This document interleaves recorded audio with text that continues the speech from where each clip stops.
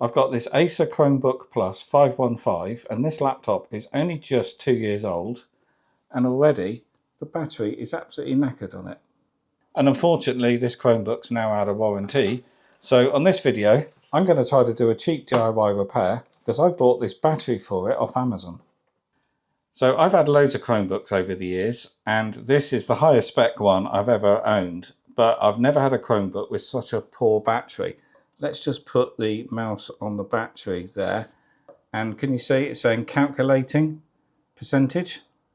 So the battery was getting worse on this over a number of weeks or months, and I was finding it was only lasting an hour or so and then sort of 40 minutes, and then wasn't really getting any worse than about, let's say, half an hour runtime on the battery.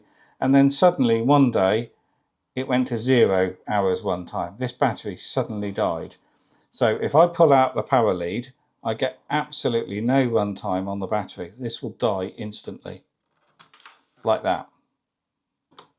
So let's just plug the power back in again and boot that up. So I think the issue with this is I run it on the mains most of the time. This is my primary laptop and it's probably running from 7 or 8 in the morning through till 10 p.m. at night every single day of the week. Not all of that is on the mains power. I try to not run it on mains power all the time, but to be honest, most of the time during office hours, it ends up being connected to the mains. And I do have the battery optimizer set in the settings, so it should only charge to 80%. However, I find that that isn't always working. That seems to work on my private Google login, but not on my workspace login. But anyway, after 2 years, this battery is absolutely shagged. So let's shut this down and see if I can fit this new battery. So before I go any further, let's show you the exact model number of this so you can see whether this is the same as yours. It's an Acer Chromebook Plus 515. The model number there is N23C8K. And then here we've got the full model number, which is CB515-2H32Q4. And this laptop was manufactured in March 2024. So I haven't removed the cover on this yet to check what battery it's got in it, but I did some searching online and supposedly it's got a AP18C8K battery, and this is what I've bought on Amazon, and this was £28 or so. So I'll put the link to this in the video description below. But with this one in the kit, we've got some tools. We've got a little Phillips screwdriver by the looks of it there. This one is a little Torx screwdriver. And then we've got a plastic tool here for breaking the seal for removing the case. And we've got some instructions, or maybe they're just safety. Yeah, they're just safety instructions. When looking at these batteries online of this model number AP18C8K, I did notice the specs changed a little bit depending on how much you spent on it.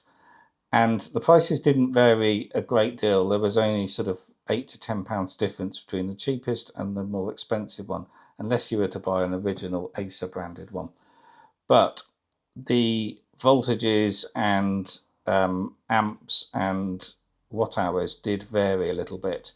So I looked up what the original Acer specs were and I just made sure I matched that.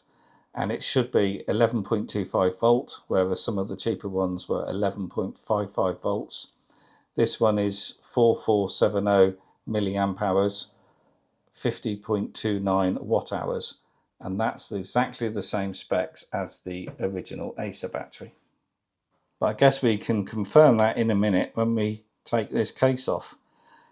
So let's remove all the screws. To be honest, I don't usually like using the tools which come with things you buy from China because the tools tend to be absolute rubbish.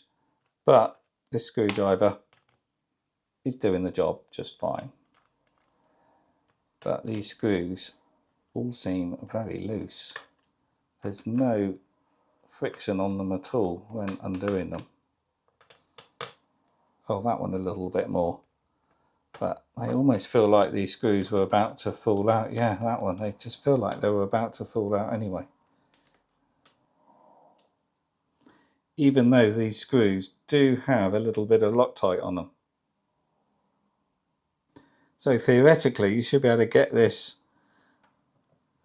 in the seam and lever the case up, but this plastic just seems too thick to me. Yeah, using a small screwdriver has done a better job. So using some small screwdrivers and this, you just got to work your way around, and there's little clips every now and then. So you just got to make sure they all unclick, and then this case will come off.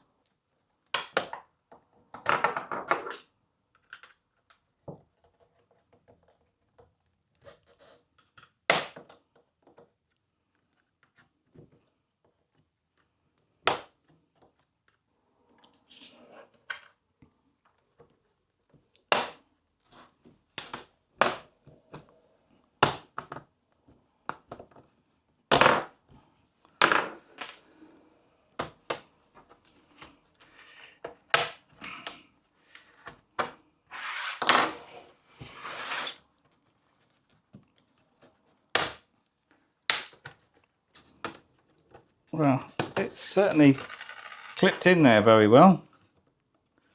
Thought that would have popped out by now. Yeah, it's coming. There we go. So the first thing I've noticed is how dirty that cooling fan is. There's a lot of dust in there, so that's clearly not working as well as it should be. Anyway, I'll get the vacuum on that and a little brush and we'll suck all that dust out. And the other thing I've noticed is this battery has a different part number. It's an AP23AL. So that's very frustrating that I didn't take the case off and actually check this before I bought the battery. But I've just taken a picture of this battery so I can read the specs, and it is an AP23A8L, and the voltage is 11.28 volts. It's a 4703 milliamp hours, 53.05 watt hours. So it is slightly different to the battery I've bought, but they look the same form factor. They look identical. And let's just check the cable assembly.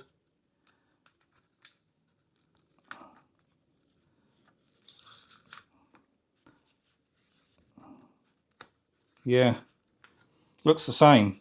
So I might as well fit this and see whether it's going to work now I've bought it. So let's whip this one out and see whether the new one will actually work in here. But anyway, that's why I thought I'd film this and put it on YouTube, because other people won't make the same mistake I'll make and know the model number if they're in the same situation.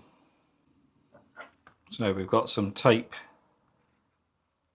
there over the connector.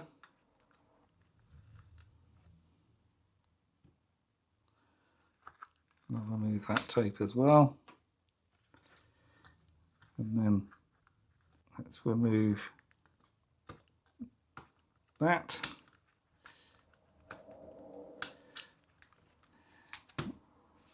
And check that that's the same, and it is.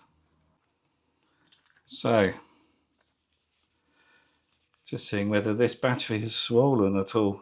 It looks okay. And yeah, this one is exactly the same form factor. So I've now cleaned the fan with a vacuum cleaner and a brush, and before I put the case on, let's see whether this is going to work.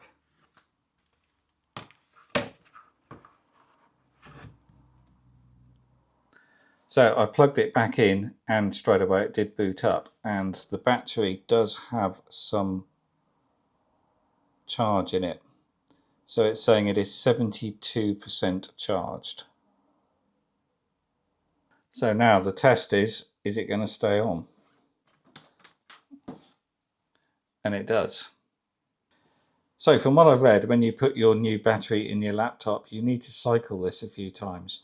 So you need to discharge it to around 10%, then plug in the power and fully charge it to 100%, remove the power, drain it down to about 10% again. You're not meant to go to 0, just get it very low, and then charge it back up again, and do that 3 or 4 times. And to be honest, that's probably why my original battery failed, because I wasn't doing that enough, because it was sat on mains too often. So I'm going to have to cycle this a few times, but so far this is working just fine. I'm using the laptop and that battery isn't dropping. That's still at 72%, whereas before I would have seen that dropping quite quickly. So I will use this over the next few weeks, but even though the battery I fitted isn't identical to that, it was just the same form factor, it seems it's worked. So I'm very happy. So this has been a cheap and easy fix, and it's something that any DIYer should be able to do. Actually, you get the tools with the kit as well, so anyone should be able to do this. So I'll put the links to the battery I put in here in the video description below. I'll also look up this battery and I'll put some links to it in the video description below. And I hope you found that useful. If you have, as always, please do click the thumbs up, and I'll see you on the next video. If you like the video, please do click the thumbs up button, and leaving a comment also helps too. Plus, of course, subscribe if you're not. If the video saved you time or money, a little support via Ko-fi or the Super Thanks button would mean a lot. There's over 1,300 videos on the channel, so have a browse, use the search, and have a look at the playlists. And here's 2 videos you may want to check out.